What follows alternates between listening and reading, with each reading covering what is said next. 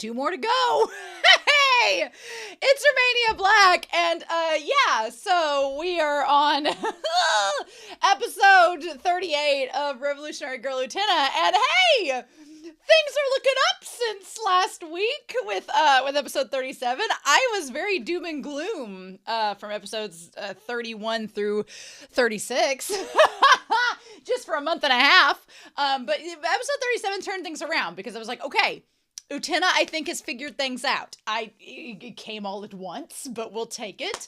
I think Utena's figured things out. I think they're going into the match with Akio with an idea of maybe what they're doing. I could be wrong. But last episode, it seemed like Utena was finally like, okay, it took Anthy potentially committing suicide to make her realize that. But then, things are not good in the Otari Academy, and maybe Utena is going to do something about it. Maybe. We'll see. So I fully anticipate, though, with it being the penultimate episode this week, that things are going to get really, really dark. But then I'm hoping that we have a happy ending, maybe, as far as the series can give us. Anyway, I do want to get into some comments. I have a couple comments from episode 34 and a couple from episode 35. Episode 35, as I'm recording this, is on YouTube, and episode 36 is going to be over on Patreon. And I want to talk a little bit about the scheduling here with some of the comments, so just bear with me, because I will get to everybody's comments. I've figured out how I'm going to do that, and we're going to go through this episode and talk about that. But Manic Attacks for episode 34 said, a cultural note in helping to understand the prince symbol. A prince has an implicit romantic tone to it, especially in shoujo media, as an oiji-sama, which refers to boys who are highly desirable as romantic partners due to their outstanding nature in some ways, athletics, intelligence, family status, beauty, etc. So it can be lost on a Western audience why Dios says he cannot be his own sister's prince. While it would be implicitly obvious to a Japanese viewer, an oiji-sama is a romantic interest archetype. With that framing, it becomes clearer why a prince cannot save or romance his own sister. We'll talk about that in a hot second. This ties into the prince save me from being alone on Christmas bit, as Christmas has a mainly romantic tone to it in Japan, knowing that the prince is a definite romantic symbol in a way that's crucial to understanding Dios. Here's the thing. I did kind of get that in episode 34. The reason why I was kind of like, is because I know that in some Japanese romances, incest relationships are okay, and they're okay with cousins marrying and stuff like that. And I know that the cousins marrying being a thing is okay, is not just limited to Japanese culture. I mean, I'm 45 minutes from Kentucky. I know how that goes. But to me, I don't like incestuous relationships. It is just like, it is an ick for me. It's a no for me. I'm not going to judge you for it, but I'm going to be like, no, thank you. I'm going to hard pass on that. But I guess for me, the thing was that even with it being a romantic situation, I've seen anime and read manga where the siblings, even if they are their own prince, and maybe they came after Utena, but I've read it to where they were still defending their sibling and protecting them.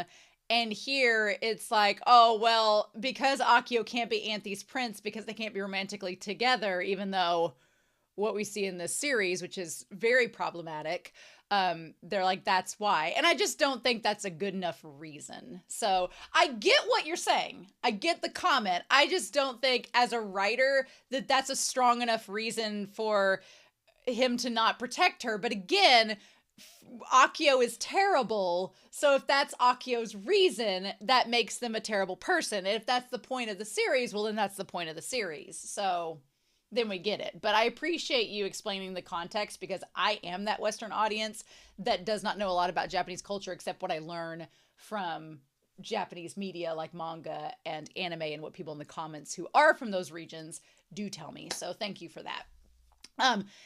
Kegasar? I don't know if I should put what emphasis I should put on the Q. Kegasar from episode 34 says, God, this episode. Anthy stepping in between Akio and Utena when taking the picture. Sorry, I closed my eyes.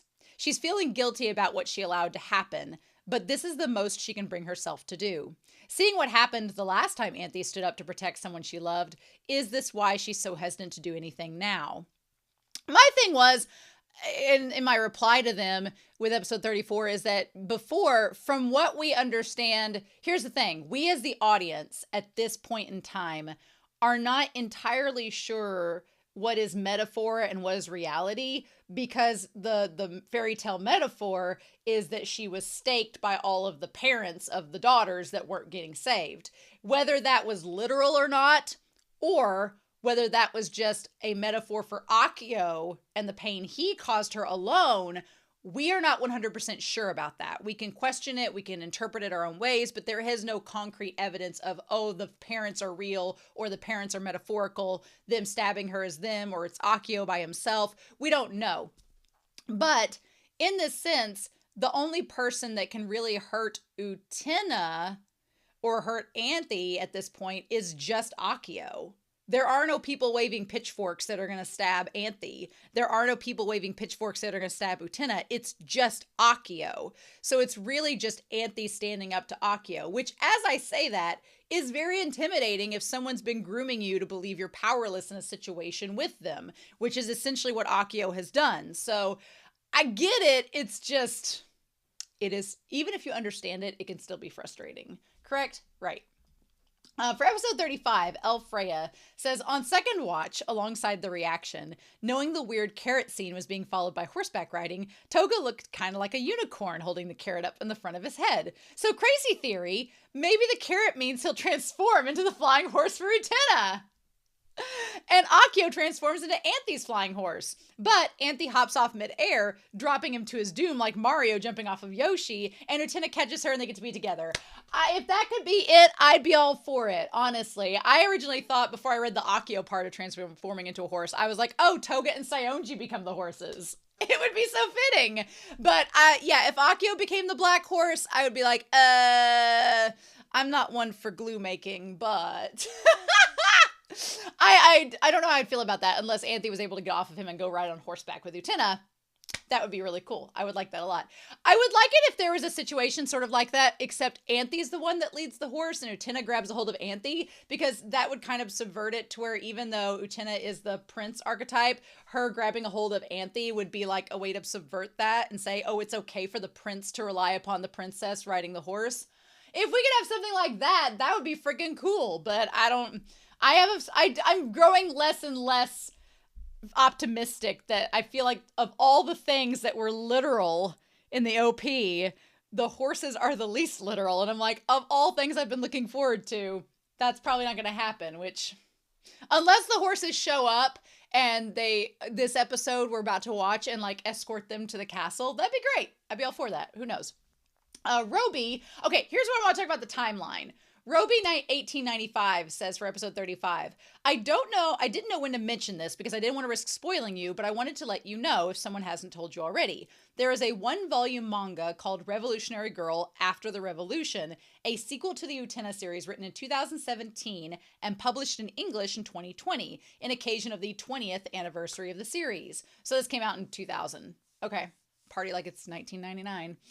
It's supposed to be read after watching both the animated series and the movie. So here's the thing. You all cannot see it on screen, but I was given, through unboxing, a patron sent me the 2 manga volumes for Revolutionary Girl Utena. I don't know if there's more than those 2 volumes. I don't know that yet. I won't know till I read them. But here is my plan for April, for the rest of this month going into next month, with Revolutionary Girl Utena.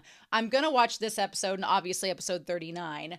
I'm going to watch the movie after that. And then my thoughts are, since this 1-volume manga that Roby has brought up is just 1 volume and it's to be watched after the movie in the series, I'm going to basically do next week episode 39, then the movie, and then a reaction to After the Revolution.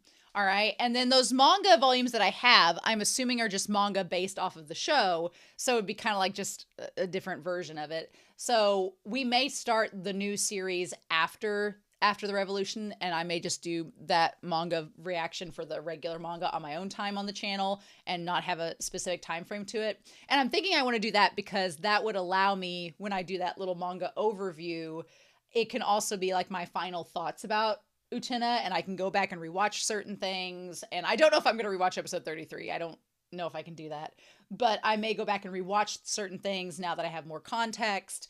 And that would also allow me to see all of the comments for all of the media leading up to like the overall manga review on YouTube and Patreon. So that's what I think I'm going to do. So I'm glad that you told me about that, Roby, because that I've already went ahead and bought the digital copy of it. I just went online, looked it up, bought it, and just have it in the wings waiting for me. So that way after the movie, there will be something to watch. And then I'll do like a post-mortem full Revolutionary Girl Utena, because I think the series deserves that, and do it after. And that way I can get all the comments for everything leading up to that. That seems, since I am recording ahead, that seems like the fair thing to do. So I'm glad that you told me about that, Roby. I really appreciate that.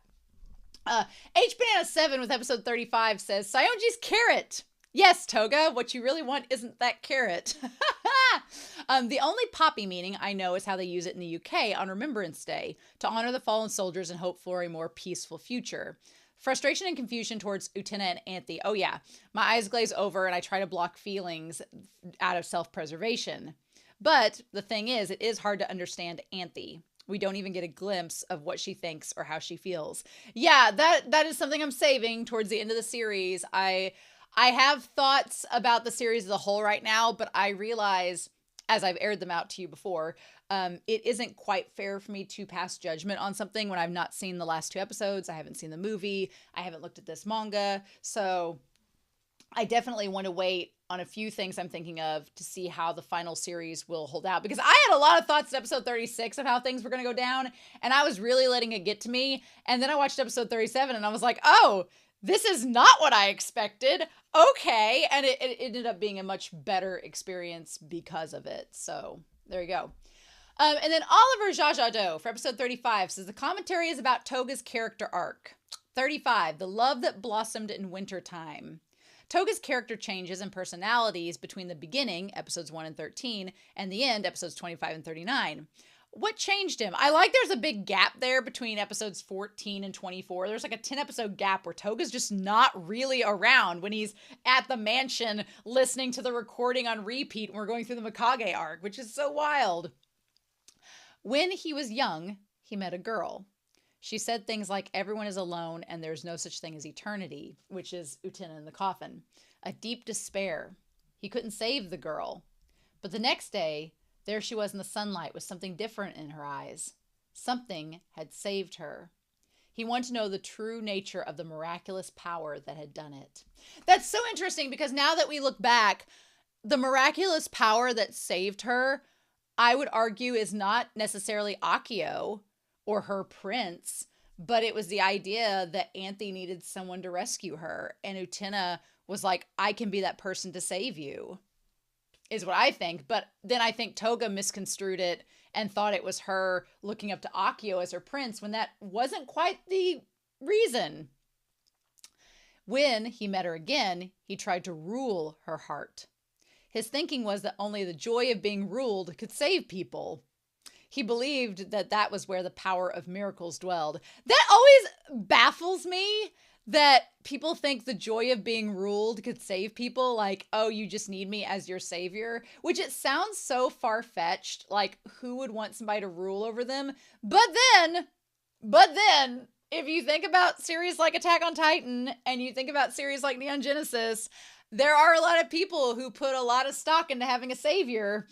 It's just usually those saviors aren't necessarily romantic interests. And here they make them a romantic interest, which is interesting.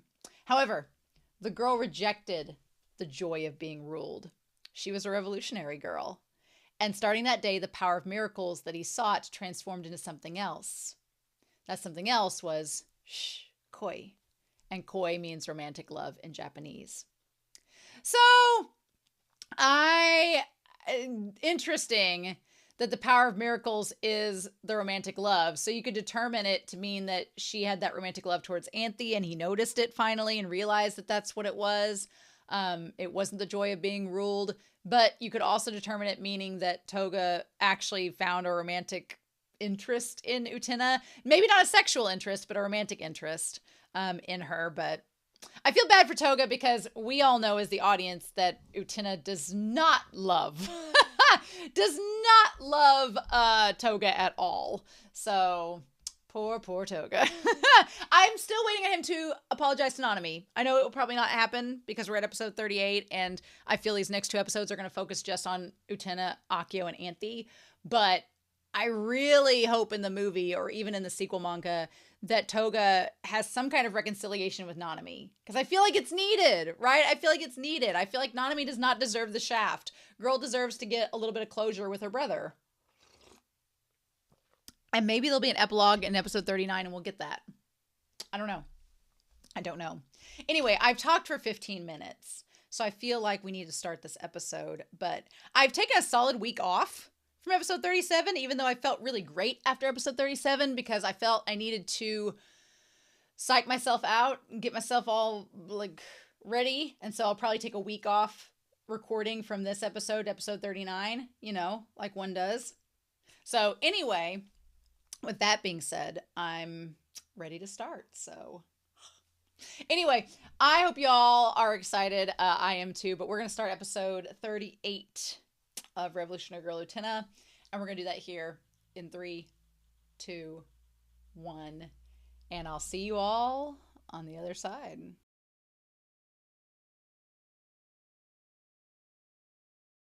Girl, I know the phrase is bros before hoes, but I mean, come on. But why, Anthy? Why are you stabbing your potential girlfriend / confidant in the back? Is it for a very contrived, basic reason? Hopefully not. I've got thoughts about this episode. Again, I don't know how long this episode's discussion will be because honestly, a lot of this episode was kind of recap-ish, and I was like, okay, they ended off it felt like I was like, why are we recapping all of this stuff? And then at the end when Anthy stabs Utena, I was like, oh, et tu Brute. And then that we were basically getting to this point so you could stab her and that would be the end of the episode. It felt very on the nose. Felt like a manga chapter ending where it was like the final double spread and you're like, oh, and you gotta wait till next week to find out what's gonna happen in the next chapter. Yeah, am I surprised that Anthy stabbed Utena? Kind of. A bit. Whenever they had in the OP the 2 horses and Anthy and Utena were in armor, but they had jousting materials, jousting weapons, I was like, I've always thought that Akio's big thing was to get Anthy against Utena or Utena against Anthy because that would drive them apart, right? And so I kept waiting for it to happen. I'm like, when are they going to fight? When are they going to have a disagreement? When are they going to split up and go separate ways and then come back together at the conclusion? And we just kind of got that in an out of order way. Anthy, girl, I don't know if I'd date her. I'm like, the more this series goes on, the more I'm like, Utena, girl, I don't know if Anthy's the one. I just, and that's what I was going to say is, and we have next episode next week, which I could be, my views could totally turn around. But whenever I said this a little bit in the OP. And so I'm going to try not to give any specific Puella Magi Madoka Magica spoilers because that's the series that this series replaced. There were a lot of people in the comments that were like, oh, Anthy and Utena. And they were comparing them to a couple in Puella Magi Madoka Magica, which I love that couple. They are legit and canonical. The last couple episodes with this, I keep wanting to root for Utena and Anthy, but this episode kind of made me go, girl, Utena, maybe you should go find someone else. maybe Anthy's not the one. Because Anthy has got to pull her own weight at some point in this series. And I know every comment will be like, well, she's been groomed and she's been traumatized and she's been scapegoated and she's been manipulated and led to have Stockholm syndrome and she's got a thing for her brother and he's been warping it. And it is Akio's fault, which we will talk about it. But at the end of the day, Anthy has to stand up for herself. And when there are people around you actively rooting for you and telling you as such, but we're going to get into that because I think that leads to the whole Prince thing. I'm like, Anthy, you got to stand up for yourself, girl. You just have to. And it's hard and it's not fair that you have to do that. It's not right. But at the end of the day, you have to support yourself. And this goes for anybody. You have to support yourself and you have to believe in yourself. And it's awesome to have a partner, whether it's a husband, a wife, a girlfriend, or boyfriend, non-binary, whatever. It's awesome to have a person in your life that supports you unconditionally, which is what Utena could do for her. But at the end of the day, you have to support yourself. If you can't love, in the words of RuPaul Charles, if you can't love yourself, how are you going to love anybody else? And Anthy does not love herself. And she does not believe in herself. And I feel for Anthy, but Anthy's got to do something. And stabbing your potential lover in the back is not the way to go. But maybe we're going to talk about this because I have a theory about it, and I'll probably have to get to it at the end of the discussion. But I have a theory around maybe what Anthy's doing that is going to come back around because I think it is valid. So we should get into this episode. End of the World. What a title for the penultimate episode. One thing that I loved about all of this is that some logistics. We'll talk about logistics. So the dueling arena, the gondola, all that stuff has all been an illusion. And they've been in the planetary observatory the whole time.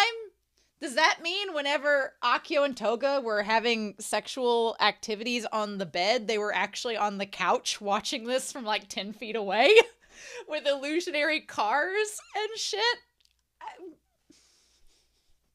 I was going to wait until the very end, and I know I'll come back to it and rehash it when I've watched next episode next week and the movie and then read the after manga, which the after manga coming out like 17 years later past the original series. I don't know how much that will be canonically. I'm sure it's canon, but how much that will be linked to the series. But anyway, what I was going to say is there are a lot of comparisons with Neon Genesis Evangelion and this series that I wanted to make at the very end to talk about because I love Neon Genesis. It's one of my favorite series. I love it. It's abstract. It's weird. When it goes to Bonkers Town, it goes to Bonkers Town hard.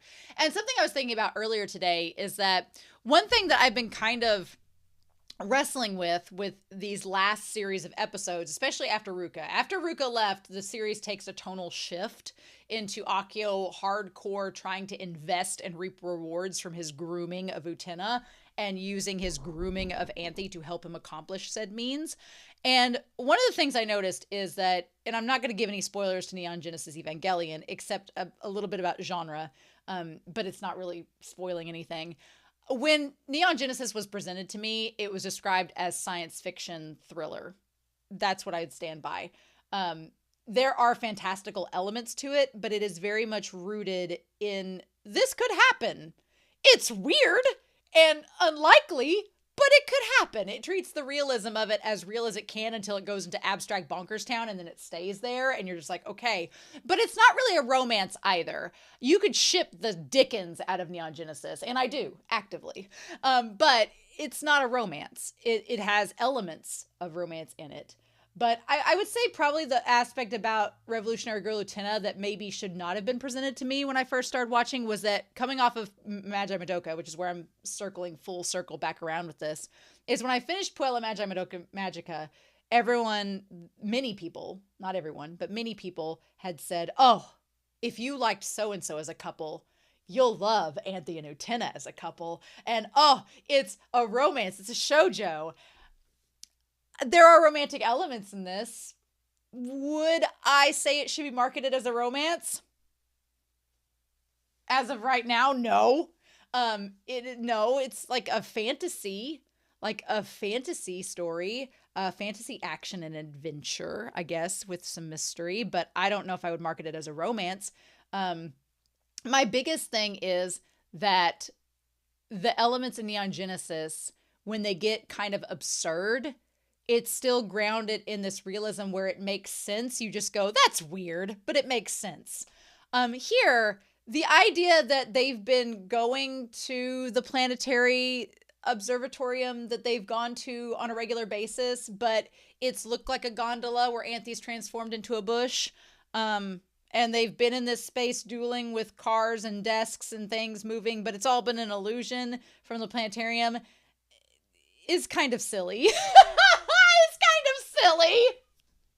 It just is. I'm sorry. If you had told me that the dueling arena was real, and that the dueling arena was real, and the castle wasn't real, the castle was an illusion created by the planetarium, because the Dick Tower looks straight down at the bushed area. So if you told me that that whole thing was an illusion cast by the planetarium device onto the arena to make it seem like a castle while you were dueling, but the dueling arena was real that you went up to, I'd be fine with that. But the moment that they're like, oh, actually, there's been no castle, there is no way to get to the castle, the top is where it is, and I know what people in the comments will say. They're like, well, that's the point. It's all a metaphor. It's a metaphor for when you get to the top, it's actually just this big patriarchal blah, blah, blah, blah, blah. It's still silly. It's still not well done. It's still, I get what it's doing. And I get that, oh, when you climbed the ladder, you were actually climbing up to a tower that Akio had predetermined because he's the one grooming and in charge of the situation. I understand what it's doing. I just don't think it's executed to the best degree, because you're telling me that Utena started outside but somehow walked back around because of an illusionary device back into a place that she's been every night. And then when she got done with the duel, she walked back around in just circles until she made it to her bedroom? That makes no sense! It's one of those things where when you give it 5 seconds of thinking, you're like, that don't make no sense. So, but then, again, I feel somebody could say, well, but Mikage, they're all ghosts. It's all a dream. And this whole world could be an entire illusion. I mean, we've established that once you graduate, you essentially you cease to exist. So it could all be like they're basically in hell right now. It's the afterlife. I just don't think that the reveal of us going, oh, they were just in his room the whole time, I think it's kind of silly. I think it's a little contrived. I think it could have been done a little bit better. I think I come to expect the best of the best with Utena, because people have told me, like, this is my favorite show of all time, this is the best anime ever, and I come to expect a standard with that. And when it's like, oh, okay, so we're just gonna duel by his white couch, cool. I don't know. I'm sure someone thought this was a brilliant reveal, but I thought it was just kind of corny and a little bit hokey. And so basically the egg with the prince on it was all an illusion. It's all fake. It doesn't exist. None of that was real. It was just all Akio the whole time. Surprise, surprise.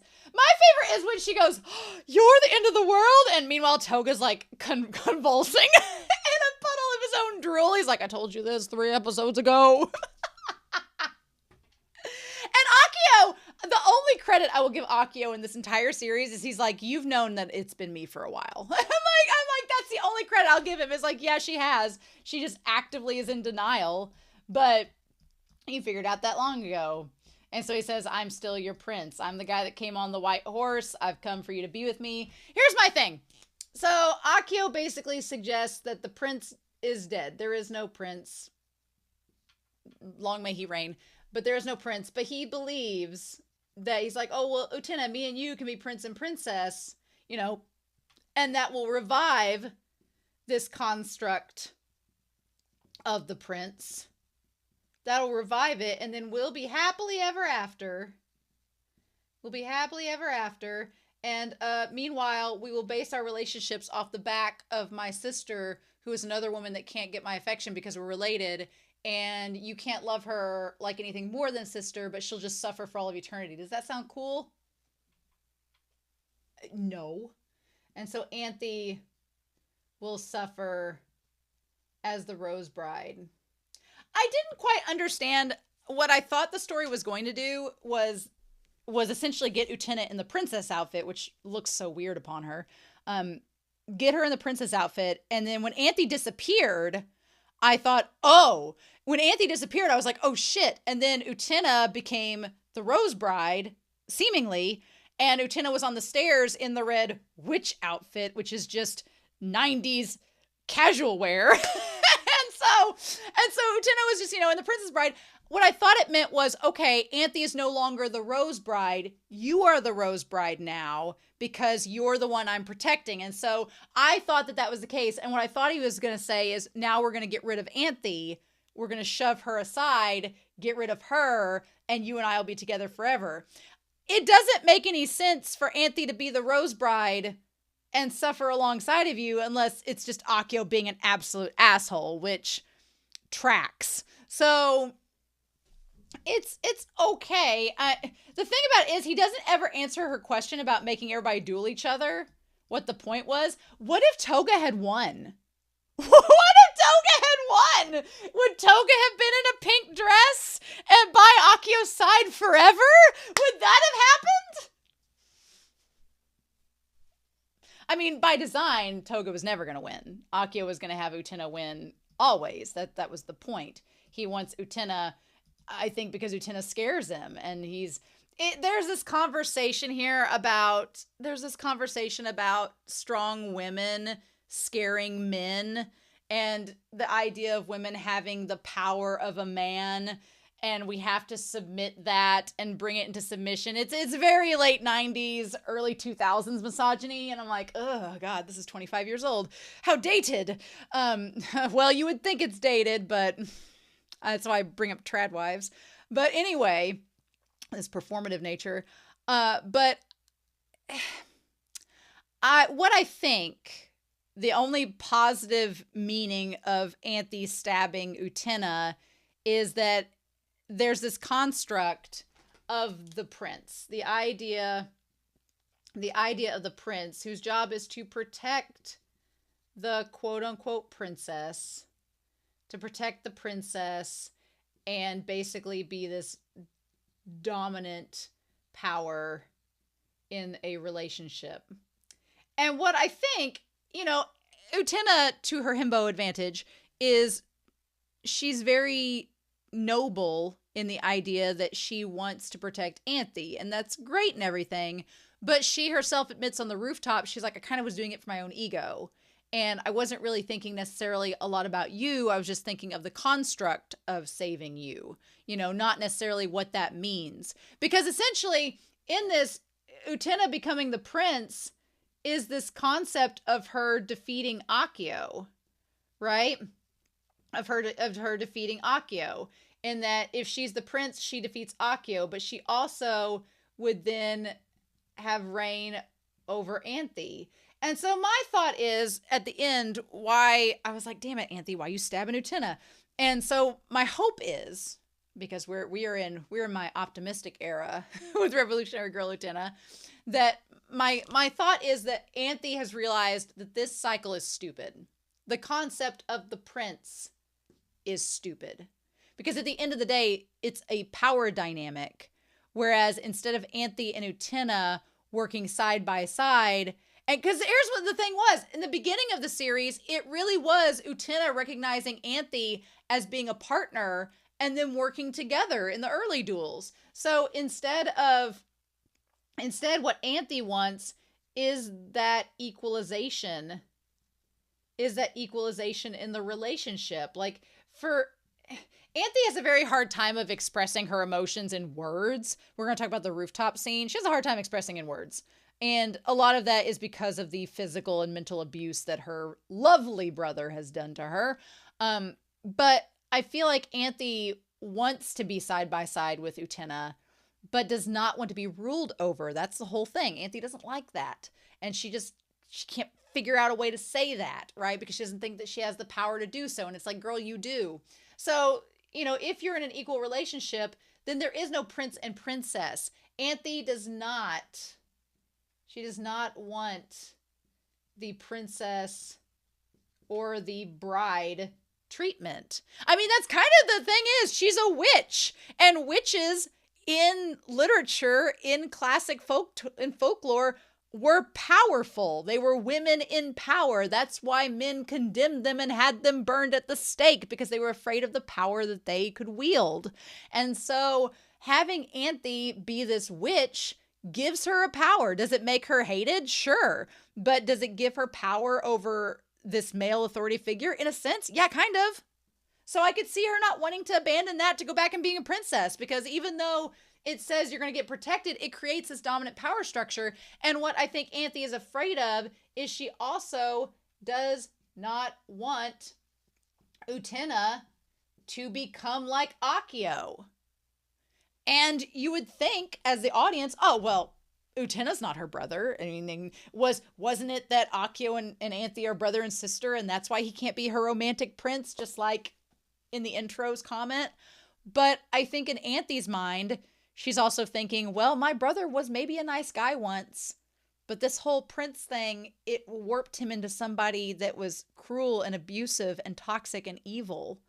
And I don't want you, Utena, to go through that same path. So I think up until Utena had the advantage, Anthy was kind of waiting it out to see what would happen. And then when Utena's like, I'm going to be a prince, it's like, oh, I don't want you to end up in the same cycle that Akio has ended up and never get out of it, right?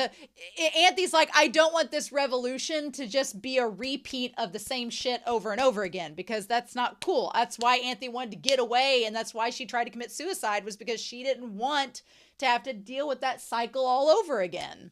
Because it's like, worst case scenario, Utena is with Akio right in front of Anthy, and she's lost two people she loves to each other.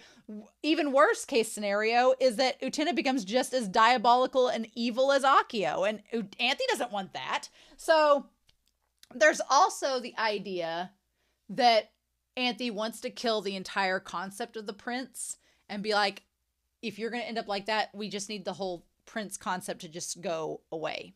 It needs to die. It needs to quit. We need to stop that. But the other aspect of it is, at the end of the day, despite how horrible he is, and what an asshole, what a terrible person, Anthy does love her brother.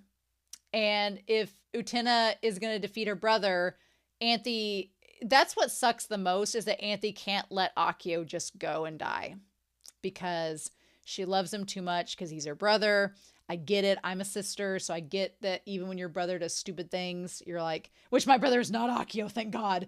But even when your brother does a stupid thing, you're like, you're my brother.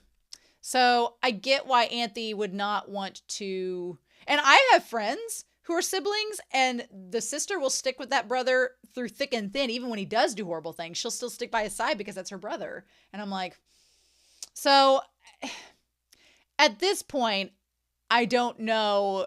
I was rooting for Anthy and Utena a lot, but the more this episode went on, I was like, you know what, Utena, I get you want to save Anthy. I would too, but if Anthy goes away, I don't know. Because I think one of the things that kind of came out in this episode was the idea that I think they have to leave. They need to leave this environment. They need to leave the academy to fully stop whatever is happening from happening and continuing. And I feel like Utena, Anthy could be her first love, and what made her figure out she was a lesbian, maybe. That's the other thing. Everybody was like, all this romance between Anthy and Utena, and I'm like, there's been maybe 10% of this series, maybe the first half, I would say like 25% was romance strictly between Utena and Anthy. But then after that, it drops off real quick. Like once you get to Mikage stuff, there's not really any Anthy or Utena stuff left except for the drama in this last part. And I'm like, there's not really a lot of romance between them. And Utena has not really even had like I've figured out I'm a lesbian moment. Like she really hasn't. She's talked to Jury about her and Anthy being soulmates. And there's been some stuff in between the lines that you can get an interpretation of, but there's not been a moment of Utena doing a monologue of, oh my God, I have feelings for women, or, oh, I'm not interested in any men. Like there's not been a full-on conversation of that happening. And there's not been enough romantic moments to give us the context of, oh, she gets it. Okay, and maybe it's because I've watched Bloom Into You, which is a GL just recently, and I've read the manga recently that is an actual romance. It's a GL. I was like, yeah, it's a Yuri, and you can really tell. Here, it's very hinted at. They're more than just friends, for sure, but if you're wanting a romance, I feel it's not quite there in terms of giving you that context and that contextual realization with the characters that they know what they are. I think Anthy does, but And maybe the next episode, the movie will give more of that. I don't know. But anyway, so yeah. And so he's like, all I ever dream about is the castle. And so the castle is just all Akio dreams about is this fairy tale ending. The thing that is so laughable about Akio's dream is that he's like, oh, we're going to live happily ever after, forever and ever. And then he grabs her hand. He's like, I'm the prince and you're the princess. And that's when like Anthy just like her eyes roll back in her head and she evaporates and goes back to the stairs, like at the base where the prince is. Like she's being sacrificed for everything for him to exist. And he's like, as promised, the ring led you back here. Him touching her lips with his fingers. Gross. Ew. And he's like, you didn't lose that noble heart. And then he pulls out the sword from her and calls her beautiful. And your noble heart led you here. Proving your...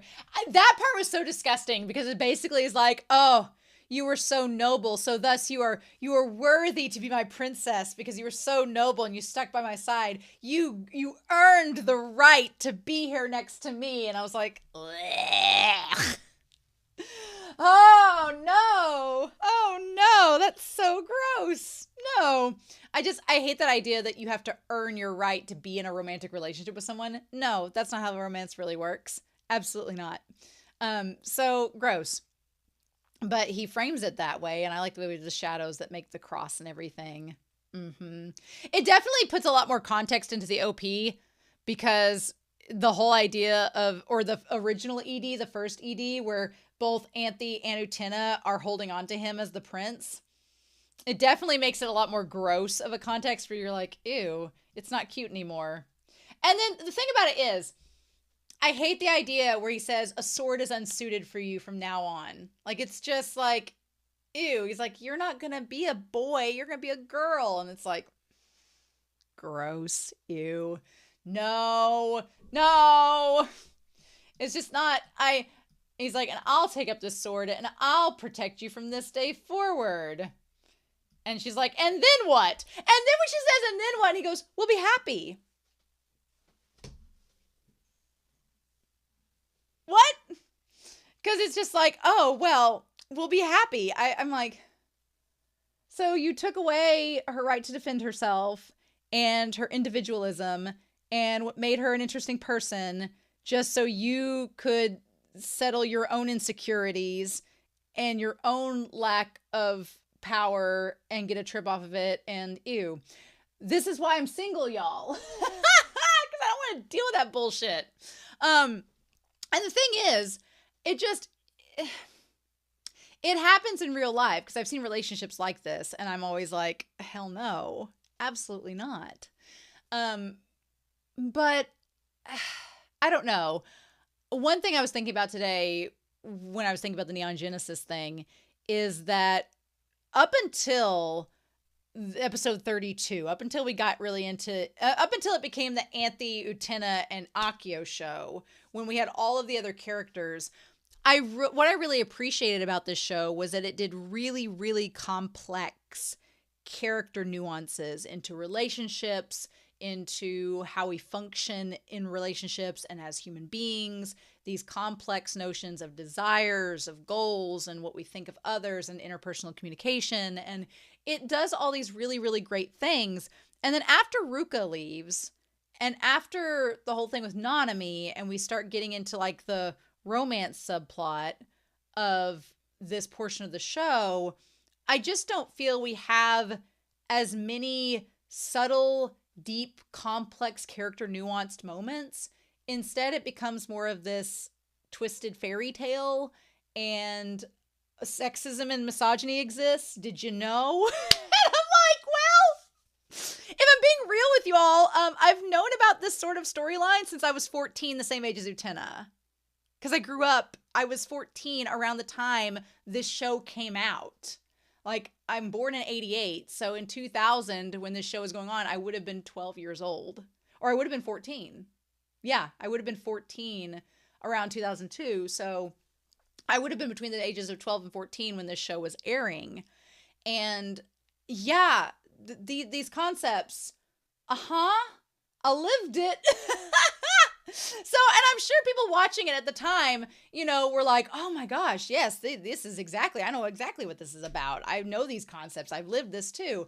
It's just, I want a show to peel back the layers a little deeper and give me more. And Anthy is so surface level. She's still so surface level. 38 episodes in.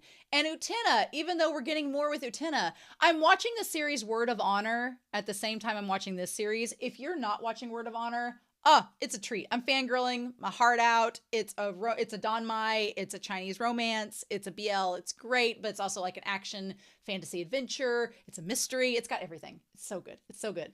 But I'm going to tell you this right now. In 8 episodes of that series, I've gotten more interpersonal, complex character development between our 2 leads and their relationship than I have in 38 episodes of Utena and Anthy. And I know that's not Utena's fault because it's not a straight romance, but it's just facts. And for this to be now Akio playing did you know what mansplaining is? And I'm like, yeah, I do. I don't know. I just was wanting more at this point. And next episode, we still got next episode in the movie and the after manga, but I feel like once it got to the heavy romance plot between Akio, Utena, and Anthy, the character development, I mean, the symbolism has still been there, but it's been like, I don't know. I don't want to say predictable, and I don't want to say his argument and what it is. It's just kind of like, yeah, no, we get it. Yeah, eternity is going to be ours, and we'll love each other forever, but it's very superficial and saturated, just prince and princess story, like, of us being in the castle together forever and ever. And then she's like, no, actually, we'll be living in the castle, but what about Anthy? And then we come back to the reality. So then we cut back to the scene on the rooftop, and we get a little bit more context of Anthy jumping. And of her saying, why are you jumping? And she's like, let me go. And she's like, are you running away? And again, why Anthy isn't bringing up, us having tea and laughing 10 years later. Why Anthy's not bringing that up? Who knows? And she says to forgive her. And she almost falls. I thought for a second it was going to be revealed that she actually did fall and Utena remembered, and then it was going to change this entire story. But she ends up saving. And she says, I'm the rose bride. I'm the heartless doll. And I thought no matter what happened to my body, that I wouldn't feel the pain on the inside. Which I feel bad for Anthy for thinking that, but I'm like, girl, obviously you're in pain. That's not true. So, I mean, And so then we see I'm glad we got this scene of the 2 of them talking, because that was something I've wanted more of this scene on the rooftop. It's the favorite scene of this whole episode. I wanted more of that for the last 10 episodes. Like, if you want me to root for a couple, you gotta give me moments like this. And I'm glad we get this one moment, but then nothing else at all. I'm like, the pain I feel comes with the curse of being the rose bride. And it's like, okay, so when this happens, I thought that Utena was realizing, oh, then I don't want to be the rose bride. I don't want to be Akio's princess, because if this is what it comes with. But it's weird because they've basically given us this dichotomy of the prince and princess, the duelist and the rose bride, the entire series. And then in this episode, Akio's like, well, actually it's the prince, the princess, and the rose bride. And I'm like, why is there this third wheel? Like, the power doesn't transfer. It's just we're just gonna torture Anthy because you can't let go of her. And I'm glad that they both talked about the pain that they caused each other, that they both kind of, did stuff behind each other's back, and they're even. And I'm glad that Anthy and Utena have this conversation, because Utena's like, no, I kind of have been dishonest to you as well, and I wasn't thinking of you, I was thinking of myself. And they have this big conversation where they reconcile everything. They're like, okay, we're even now. We shake hands, we know this. And I thought that meant they were going to, go trounce Akio together, but apparently blood is thicker than water, and Anthy's like, but he's my brother. I can't just, let him lose even though I love you. And I'm like, okay. I'm like, okay. Sure, Jan. All right. I'll go with that.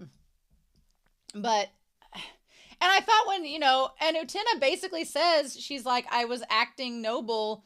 I was acting like I was a noble prince who would save you. But the truth is, I was just protecting you just for my ego. So it does feel weird for her to say that.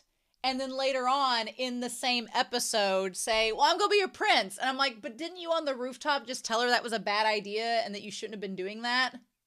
Why are you saying you're going to do it now? I'm like, no wonder Anthy stabbed you, because you're not getting it. the prince ideal is not what you want to do. It's not what you should be aiming for. I'm like, I get why Anthy is like, did you not listen to yourself on that rooftop? We should help each other no matter what. I'm the one who's unfair. I'm the one who's dishonest. And then, of course, Anthy crying and the two of them like standing together and doesn't matter now. Just leave the school. Forget everything that happened here. And of course, Utena's like, I can't do that. I want to protect you. I feel like Utena's going to have to leave the school.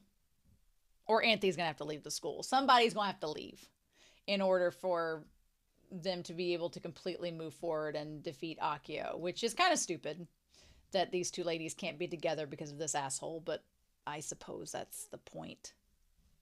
It's just Akio at this point where he talks about girls not being able to brandish swords. It's just his misogyny is so over repeated and overdone.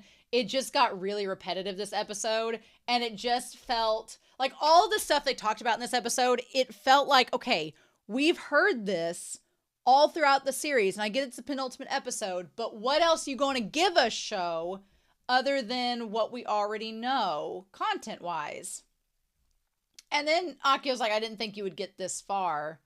And he said, as I said years ago, with the passage of time, you've lost the pure soul that wished only to be a prince. So Akio basically saying, like, we don't know how long this has been. Honestly, we don't know the passage of time. They've not been very clear about that in the show. For Mikage, it was a pretty damn long passage of time, so we don't know how that works. But you've lost the pure soul that only wished to be a prince. So he's basically said, like, based on the stuff that we've done together, you're not, princely as you thought you were, so you don't deserve to have that sword since you're not a true prince. And so then we do a recap of what's going on. We go back and figure out this is the room of the planetarium, and they're like, the people seeking the existence of something eternal, the power of miracles, it's all an illusion. It's just the summit. And I like that Utena says she hates this room. And then he tries to mansplain her about how young she is and blah, blah, blah.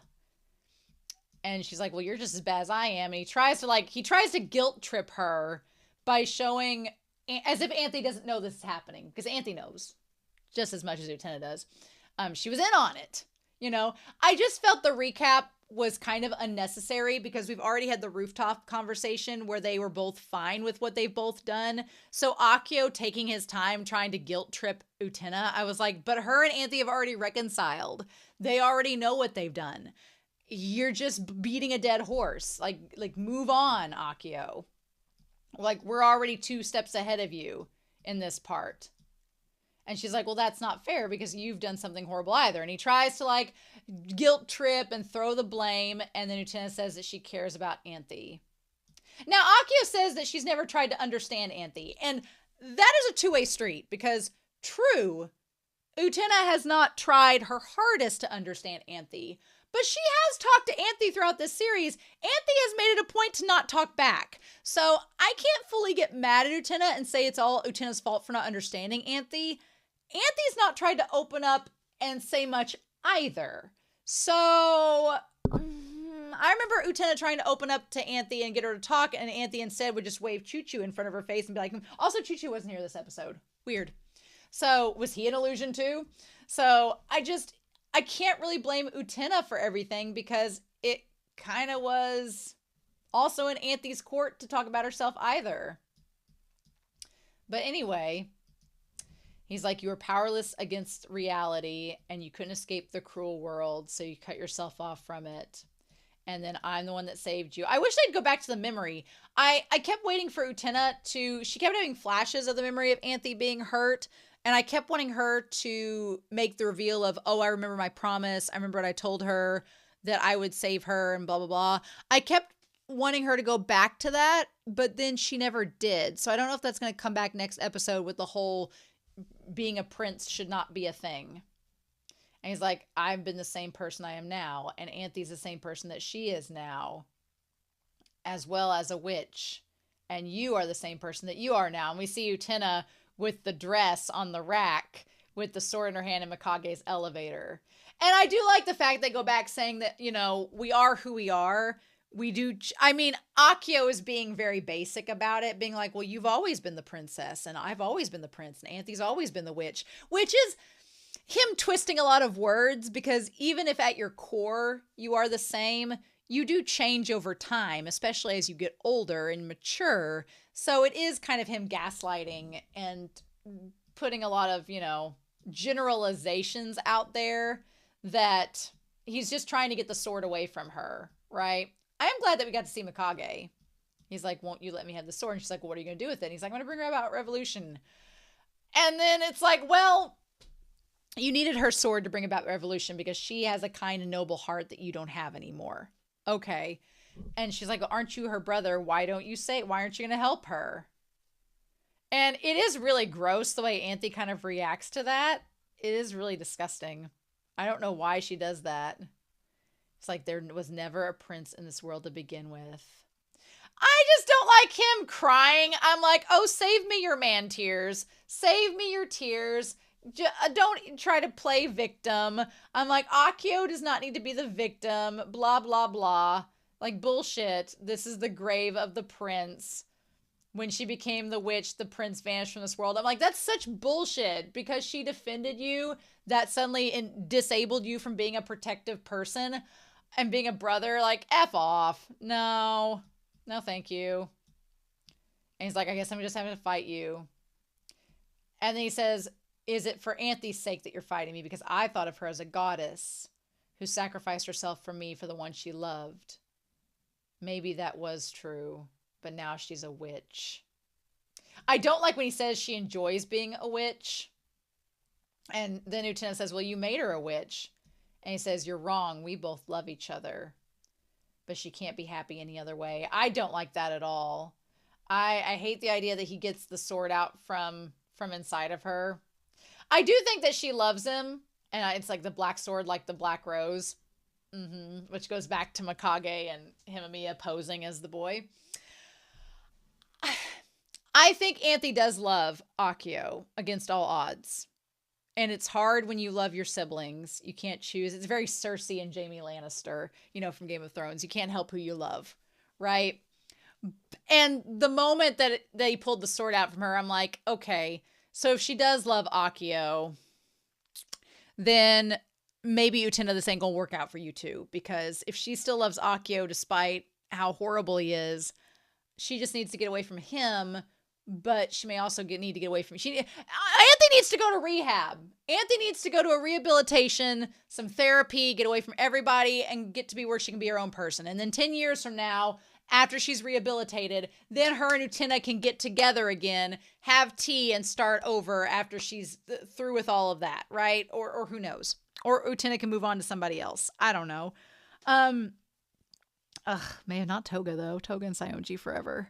But I do hate the idea that Akio says that she enjoys. If he says she enjoys being a witch, it's probably because it gives her some semblance of power and semblance of free will in this situation where you've abused her and left her where she thinks she is powerless. So if being a witch means that she has power over herself and her autonomy, I could see why she would like that. But when the way he phrased it and the way he told it to Utena, I absolutely disagree with, because I think that you played such a part in it, Akio, to make her that way. And maybe she did choose to be a witch, but you contributed so much. You can't just sit back and be like, I did nothing. Like, no, Akio can't do that. That's not possible.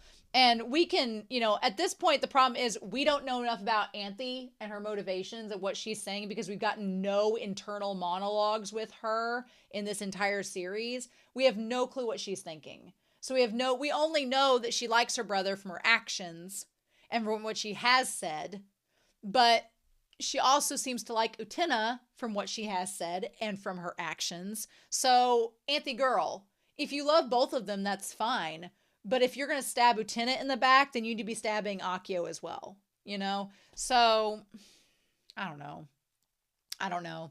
I thought for a second whenever she grabbed Utena's arm, I thought Anthy was going to hold Utena down and let Akio take the rose off her and win. That's what I really thought she was going to do. So when she grabbed her arm, I was like, oh, she's betraying Utena by holding her down so that Akio can win because she can't stand the idea of her brother losing. That's what I thought. I didn't think she was going to stab her, though. I didn't think she was going to impale her with the sword. But it didn't look like it hit her heart. It looked like it was like just through the side. Like it was going to hurt her. But, Toga put a little bandage on there and Mickey just sew that sucker up. One thing is we do get the student council coming in, taking the roses and filling up Anthy's watering can with roses of each color, that they are the student council that's, responsible for trying to revolutionize the world. And they're like, well, who's going to win this duel? And then Toga says, well, nobody knows the answer to that, but this is the final ordeal for her, of the hero's journey, the dual name revolution. One thing I'm also kind of disappointed in is that the student council at this point in the series, ever since episode 33, has done nothing. They've done nothing. Toga and Saionji have done things. They've had homoerotic motorcycle rides and a duel. And Nanami's had a duel. And Nanami's, found herself, standing up for herself. But we didn't even really get good resolution with that either. I don't know. I feel for these duelists and the other student council members, and they were some of my favorite characters, but they've just kind of fallen to the wayside. And I kind of expected them to, have a hand in wanting to help Utena, to be moral support or cheering her on or, trying to actively dismantle the observation, the planetarium, and get Akio out of the way. I expected them to do more in these last few episodes, but they're just going to stand there and wait Judgment Day and be like, well, I guess we'll sit on our hands and do absolutely nothing. And that's just so weird to me. I felt like they would just, be more proactive in this, but I guess not. Guess we're not going to get that. Who knows? Maybe they will next episode, but I don't know. I don't know what to expect in the season finale, honestly. I like that Akio's sword is black and has the handle. It looks very much like Mikage and Mamiya. It looks very much like that. The aesthetics of it. And then she's on the white couch, Anthy is, while they duel.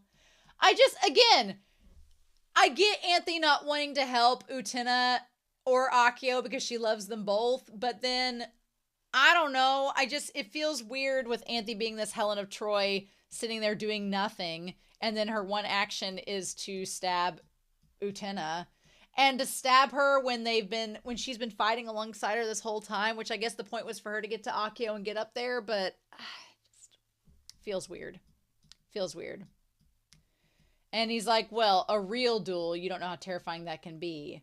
And again, it goes back to Anthy, and I don't know, what real duels has he faced? And he's like, well, you're a child, you can't understand my ideals. I'm like, well, we won't understand until you explain them. The Rose Bride doesn't exist for ideals that you don't understand. And she's like, well, why would those ideals be good if they're controlling people? Spitting some facts. And he says you don't understand the value of this room, but I'm like, this planetarium. I'm like, well, then explain the value of this room to us. I'm going to explain the song lyrics in a second. And then Akio says, Anthy chooses to be the Rose Bride. There's no need for you to interfere. And then I like that we get Anthy telling Utena, I'm your flower from this day forward. But then she says the truth is, and that she wants to run away. So, for Utena, she's like, yeah, you say that Anthy has, no choice or that she chooses this, but she also hates herself and wants to kill herself. So, that clearly can't be 100% accurate. And she says, I'm going to be the one to free Himamiya from you.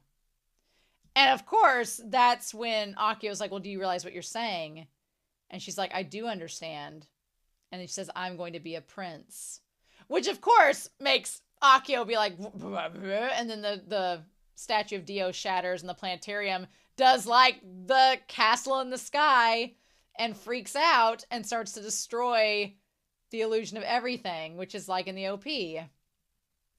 I love it. And it all starts coming down. And she comes at him. But of course, Anthy doesn't want Utena to kill Akio, which is what seems like is going to happen. And when he grabbed Anthy and threw her at Utena, it felt like not only using Anthy as a meat shield, but also to say, you're not going to let Utena hurt me because I'm your brother and you love me, right? So you're going to protect me, right?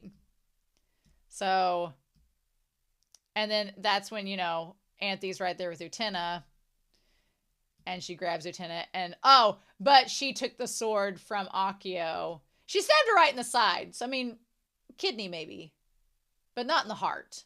Not anything that would be enough to hurt somebody. I feel though it was in the side. I feel like it wasn't enough to, I feel like where the sword is, it's on the side of her. So it's like, but it looks like she stabbed her. Oh, maybe she didn't. Maybe it all just looks like a stabbing, but it's just going to graze the edge of her. Maybe this is all part of Himamiya and her plan. Maybe this is all part of their plan. And Himamiya just like got the side of her, just a wee bit, tis a flesh wound, just to make Utena make them convince Akio that Anthy wouldn't betray her brother, and then Anthy and them are gonna wait till he comes over, and then they're gonna stab him from above. Maybe it's all an illusion too. It's part of the plan. Anthy and Utena came into the situation with a plan. Maybe. Let me have hope. Let me have hope, y'all. Let me have hope that that's the case. Let me have hope that maybe, because it didn't look like they conveniently didn't show us, looking back at it now, where the sword went in. It just looks out to the side. So it looks like maybe it just grazed her and Akio's going to be like, haha, see, Anthy doesn't love you. And then Utena's like, actually, we planned this from the beginning, bitch. I mean, I refuse to believe that Akio is going to win outright. Do I think that they're going to kill Akio? I don't think so. I think they're going to give him a pity live, which is, I don't think deserving of him, but we'll see how it goes. But anyway, as far as the lyrics go, I looked up the lyrics. The song is called Internal Clock Municipal Orrery. And an orrery is like a planetarium. Like, it's basically, not planetarium. It's referring to an orrery is the rotation of the planets around a sun. So like the order of things, the order of the universe. And then municipal is like governing. So internal clock, time's ticking inside. And the way that the stars are governed, which feels like a very appropriate song for this episode. So the first verse is an image of death rocks my mind. I pull the cord, toll the bells, which is like in the duel. The cock beats its wings. When the windows open, the 12 disciples are mere dolls, unblinking a grand parade. So the idea of like, you think the rooster crows when dawn arrives. So the clock beats its wing, the bells toll, the bird flies off at sunrise. I like the idea of the 12 disciples are mere dolls, unblinking a grand parade. It makes me think of the duelists, like they've just been doing nothing. They're just dolls on parade in all of this. And maybe they are. Maybe they're like Mikage. They're just ghosts trying to lead Utena to Akio. Who knows? Then the old Ori, the clock of astronomy, an automatic mechanism, the 12 constellations of the ecliptic me, the zodiac, the zodiac. I was thinking of the zodiac as well, and the 12 disciples, 12 constellations, and all of that. It's kind of like a rotation of a revolution, if you will, within my body from olden times, 100 towers rise above, a visceral landscape, utopia, in the cemetery, a church, a cloister. To me, that makes me think of that the concept of the prince has been something that's been repeated over and over again. When you think of since olden times, it's always been this way. When you think of 100 towers rise above, he talked about the Otari Tower was the top of the summit. That's as far as you went. So it's happened over and over again. This visceral utopian landscape of the Otari Academy, but it's actually a cemetery, a church. The concept of the prince is reborn and dies over and over again in a cycle, but it always comes back. And maybe that's what Anthy wants to prevent, being like, we actually don't need a prince because it keeps coming back and cycling and the results are the same every time. And it's only hurting women and not helping men. So, maybe we need to, it keeps on dying. Maybe we should let it just die off, this concept of the prince. The eye of the earth, a motive specimen. Intellectual organ of stone, as the sign of motive power.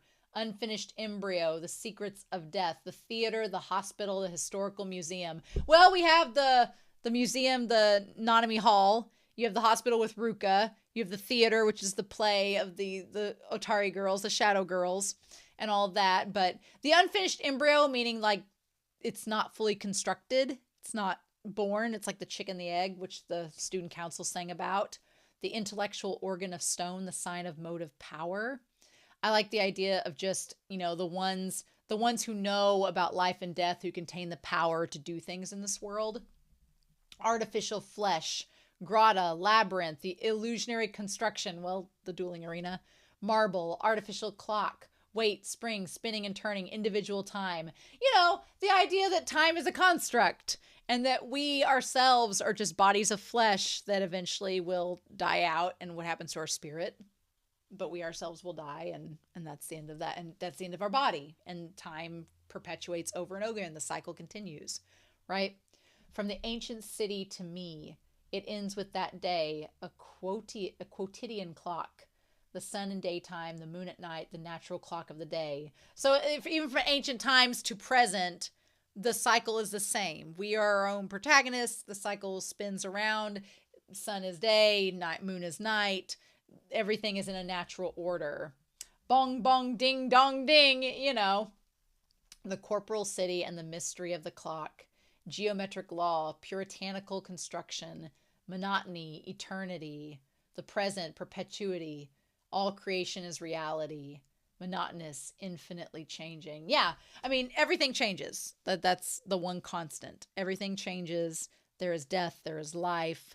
I like the idea that we don't exactly know how time is for each of us, but it is a construct that is perpetually moving forward constantly, that it has an eternity. It is the same.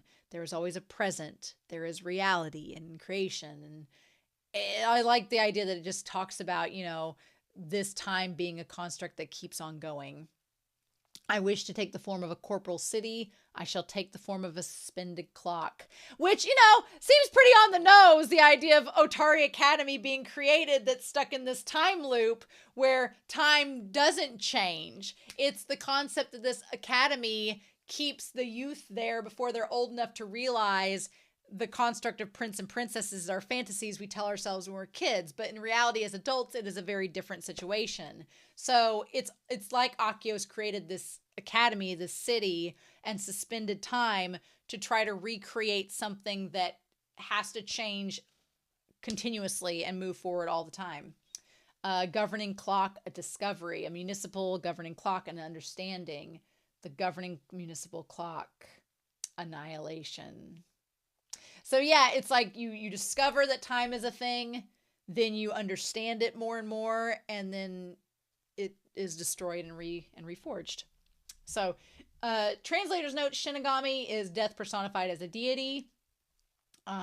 When Utena first, met Dio, she asked if he was a Shinigami. The cock in Christian scripture, Christ predicts that his trusted disciple Peter would deny him 3 times before the cock crowed. Oh, that's true. Yes. Yeah. Matt 26, Mark 14, and Luke 22, and John 18.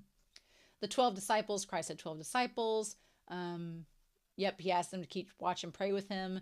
3 times all men fell asleep, and he rebuked them for their weakness. And grotto refers to a cave. The allusion perhaps to Christ's entombment.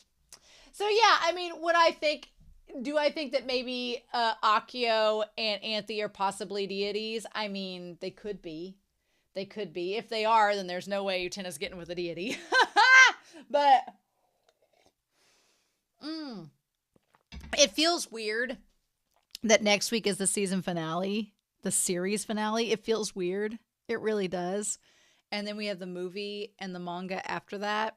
It feels very weird. I don't know how to think about it. But my goal is to, before watching episode 39, to look at the comments for episodes 36 and 35.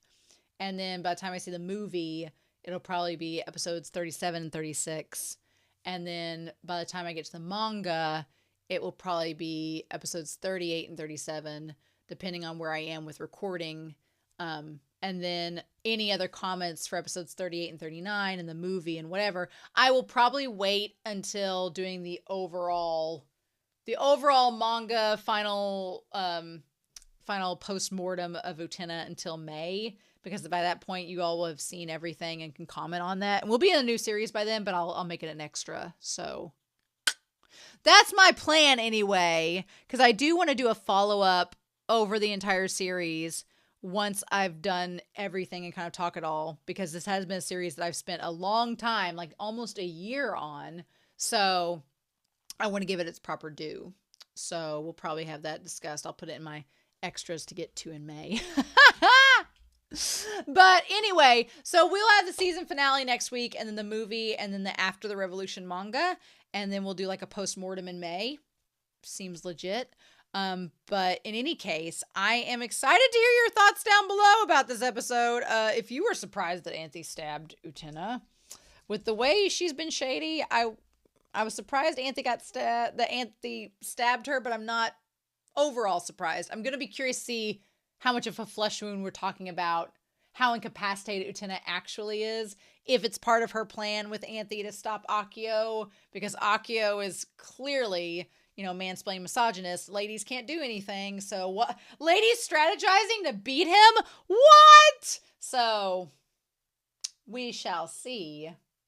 And we'll see how that goes. So in any case, I hope you all enjoyed this reaction and discussion, but I hope you all have a wonderful week. Please stay safe, take care, and yeah, I'll be back very soon with the series finale of Revolutionary Girl Utena. Bye!